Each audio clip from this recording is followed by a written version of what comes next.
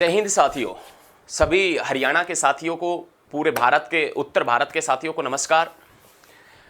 आज हम ये वीडियो जो सरकार की क्या क्या मजबूरी है, सरकार किसानों से क्या बातचीत करती है और किसानों के हित में कितना सोचती है सरकार, आज उनके ऊपर हम जिक्र करेंगे। आप थोड़ा सा गौर फरमाइएगा हमारी बातों के ऊपर। हरियाणा के अंदर कुछ फसलें ऐसी हैं जिनके ऊपर हरियाणा सरकार ने ये कहा कि ये फसल आप मत बोइएगा। अब आपको क्या दिक्कत है, किसान से ये कह रहे हो कि मत बोइएगा? ऐसी आपको क्या प्रॉब्लम हो गई कि आप आज ये कहने पर मजबूर हो गए कि ये फसल मत बोइएगा? आज से पहले किसी सरकार ने नहीं कहा कि आप ये फसल मत बोइएगा, इससे सरकार को नुकसान हो जाएगा।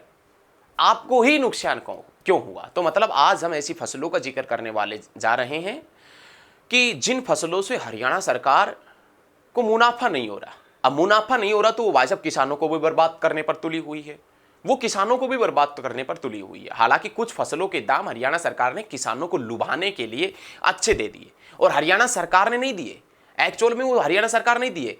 आगे जब उसकी खपत की मात्रा बढ़ी, उस फसल की, जैसे विशेष रूप से सरसों, आगे जिस फसल की मात्रा या खपत की मात्रा बढ़ी है उसी के आधार पर किसानों को दाम मिले हैं। यदि आगे से खपत नहीं होती तो वहीं सरसों 3,000 रुपए क्विंटल, 2,000 रुपए क्विंटल, 2,500 रुपए क्विंटल, 3,200 रुपए क्विंटल बिकती।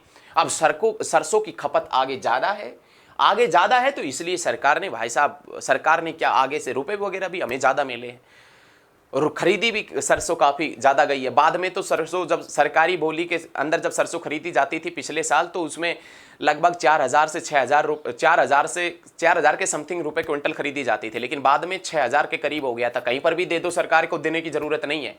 आगे जब खपत बढ़ी तो ये सरसों वगैरह महंगा हो गया था। लेकिन अब हमारा क्वेश्चन ये है कि सरकार ने कुछ फसलों के ऊपर ये कह दिया कि भाई साहब ये फसल किसान मत बोइएगा। तो सबसे पहले सरकार ने क्या कहा है, तो आज से लगभग 2 साल पहले सरकार ने ये कहा कि किसान धान की खेती छोड़ दो, किसान धान की खेती छोड़ दो और धान की खेती छोड़ करके मूंग उगाइएगा, चना उगाइएगा और अरहर वगैरह उगाइएगा, दालें उगाइएगा। तो पहली बात मैं सरकार से बता दूं, या सभी साथियों को ये पता होना चाहिए कि क्या जिस क्षेत्र के अंदर धान की खेती होती है उस क्षेत्र के अंदर मूंग की, अरहर की, ये चने वगैरह की ये खेती हो सकती है, हो तो सकती है साथियों। लेकिन जैसी जमीन इन फसलों के लिए, दालों की फसलों के लिए चाहिए ना, वो जमीन, धान वाली जमीन कभी भी नहीं बन सकती।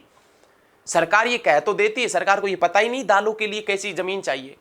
दालें अधिकतर बंजर भूमि के ऊपर होती है। दालों के लिए अधिकतर रेड मिट्टी, लाल मिट्टी की आवश्यकता होती है दालों की फसल उगाने के लिए। और लाल मिट्टी भारत में लगभग 18% क्षेत्रफल के ऊपर मिलती है, और लाल मिट्टी लगभग दक्षिण वगैरह के अंदर मिलती है, जिसमें महाराष्ट्र, गुजरात, मध्य प्रदेश का हिस्सा, झारखंड, छत्तीसगढ़, आंध्र प्रदेश, इस क्षेत्र के अंदर मिलती है और इसी क्षेत्र के अंदर दालें होती है। तो कहने का मतलब हम सरकार से ये बता दें कि सरकार के हिसाब से पहले हमने ये सभी चीजें उगाने के लिए अपनी जमीन को बंजर बनाना पड़ेगा। मतलब हम अपनी जमीन को बंजर बनाएंगे, उसके बाद में हम दालों की खेती करेंगे, उसके बाद में सरकार मुनाफा कमाएगी। तो सरकार का पहला पॉइंट तो हक ही नहीं है कि वो किसानों से ये कह दे कि आप धान मत बो। किस आधार पर ये कह रही है कि सरकार किसानों से कि धान नहीं बोना अब की बार आपने?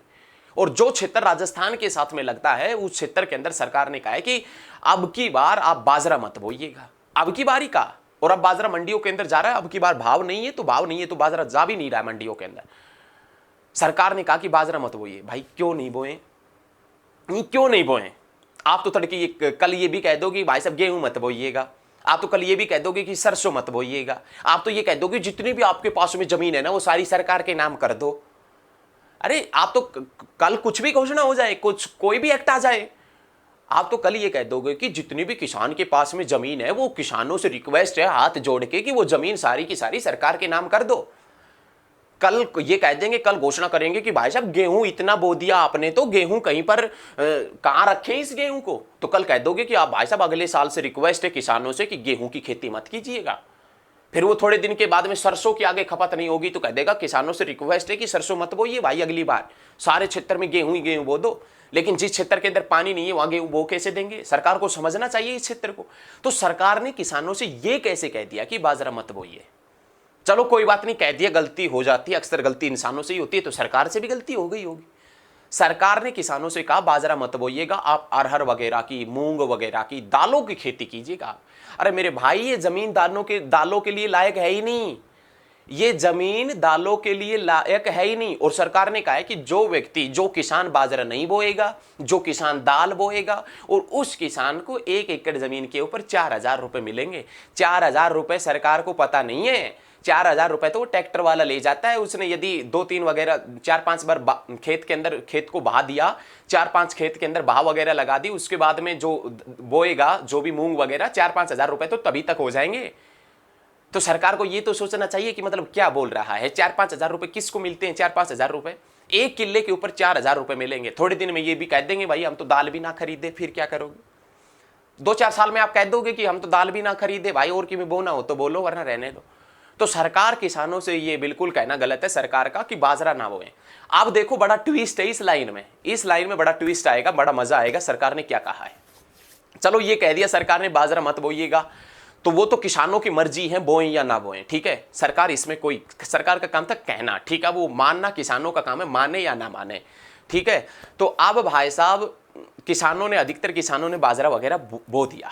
अब जब सरकार ने बाजरा बो दिया, किसानों ने बाजरा बो दिया, तो अब जैसे बाजरा कट भी गया, अब बाजरा आ गया मंडियों में जाने का टाइम। तो पिछली बार बाजरे की सरकारी खरीद लगभग 2150 रुपए थी, लगभग बता रहे हैं, 2100 भी हो सकता है, 2200 भी हो सकता है, 2150 रुपए थी लगभग।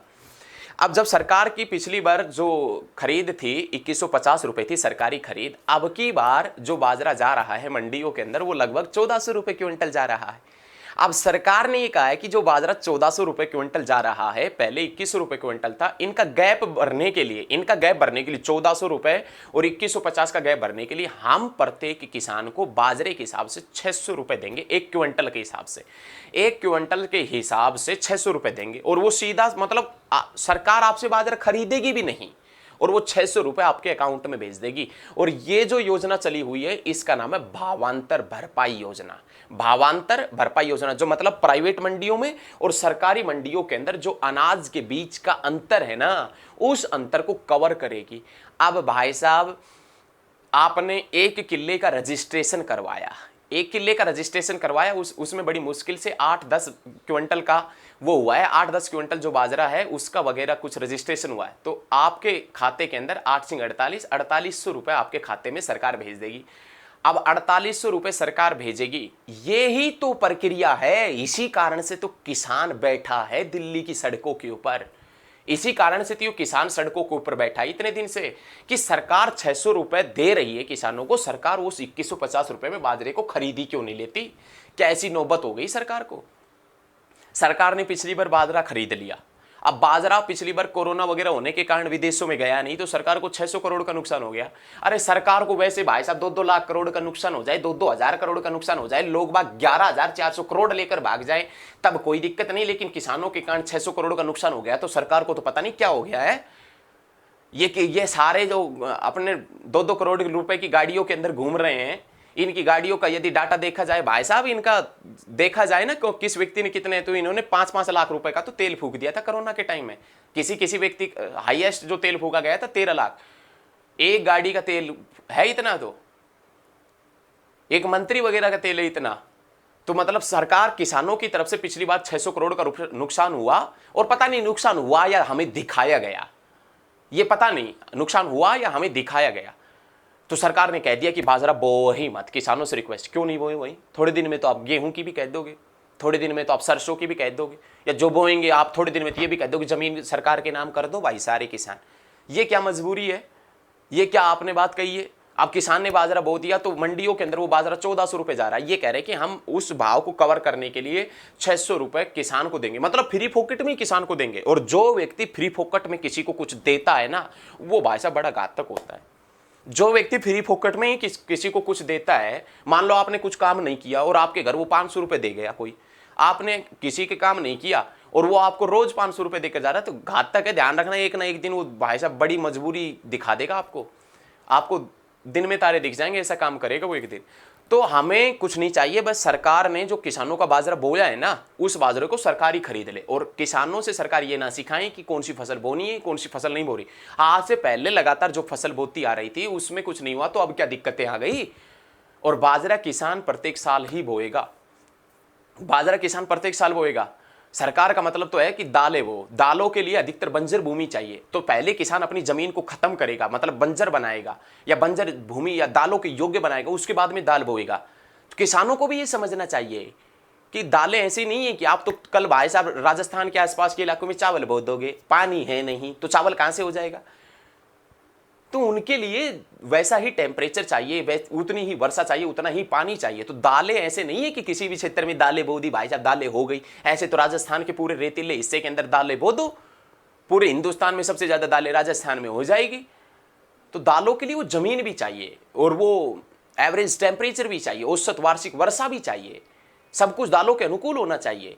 तो सरकार से अनुरोध है कि ये 600 रुपए भावांतर भरपाई वाला योजना है, ये लगा बताएं ये क्या है भावांतर भरपाई योजना।